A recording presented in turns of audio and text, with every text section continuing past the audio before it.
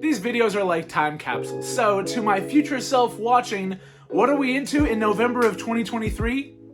Trains, trains, trains! Everything is trains, and a little bit of Bluey mixed in there as well, and some Daniel Tiger, but for the most part, my son and I are really into these locomotives on rails, and it's been a ton of fun. We've done a lot of stuff with my old Hot Wheels trains and Micro Machines trains, both of which kind of carry some nostalgia for me personally, because those were toys that I grew up with in the 90s. And now, behind me, as you can see, another mess with the Secondhand Overland. So here's a bit of an update on this.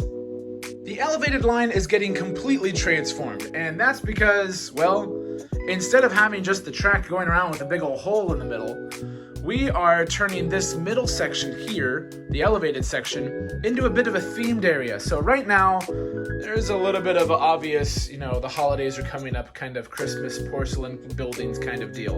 And that's going to be fun to decorate. But that's not going to be a permanent part of the Christmas layout. You see, one of the upsides to this Secondhand Overland design is we have a ton of space for storage. Oh, hi, Daphne.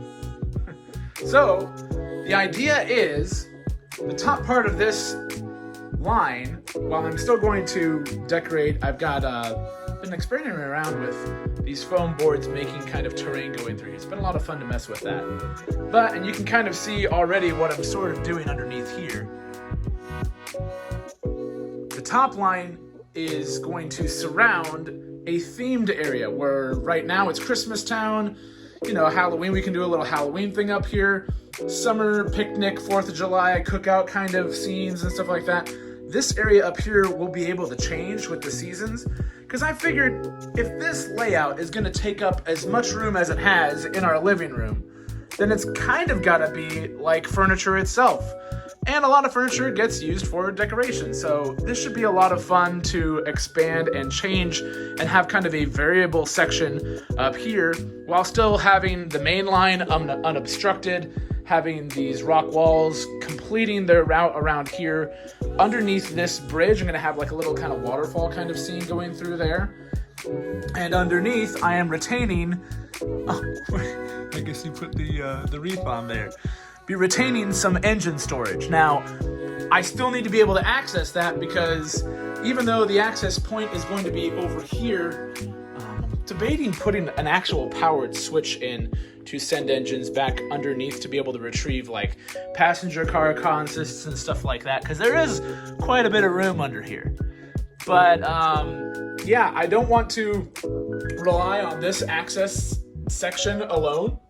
So, trying to design the rock walls on the side here, especially like where this seam is, I'm planning on making this be a section I can remove in case something gets off the rails and I need to move it. So, this section of the layout, the design has really evolved quite quickly, but it's really neat seeing how it's coming along, and I just kind of wanted to capture this moment in time as it's making this big change. We essentially kept the same kind of track design going around here. That hasn't changed, but it was all essentially on a tight bridge that was going around and a big hole in the middle. So I essentially had to completely redo that idea and got this foam up here that should make it easier to put in kind of trees and stuff like that, so they don't just have to rest on top, I suppose. There's a bunch of other elements I'm exploring with that. So the idea is still fluid, but at least we have some more direction. And then we get to this tunnel that still connects the main line. You can see Big Boy way down there. And trying to make sure that the clearances on the edge of this exit for the tunnel are good enough has been a little bit of a learning curve. You can see I've already shaved off some edges here to make sure that the longer Pullman cars can make it through. So still working on that, still expanding things. Obviously, this stuff is just kind of up here just for fun right now.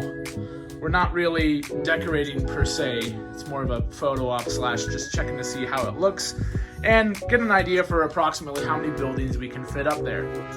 So that's kind of what's going on with the Secondhand Overland right now. If you got ideas or comments on what we're doing, obviously leave those in the comments down below. Love hearing what you guys have to say and what you think and getting ideas and tips from you all.